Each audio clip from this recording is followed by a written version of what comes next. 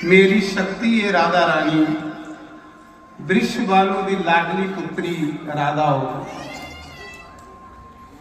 ये भी अवतार लाए, ना भगवान का जन्म होंदा ते ना उसकी शक्ति का जन्म होंदा। ये अवतार लगता। सीता कोई जम्मी थोड़े धरती च पैदा हो, भगवान भी नहीं जमते भी प्रकट हो।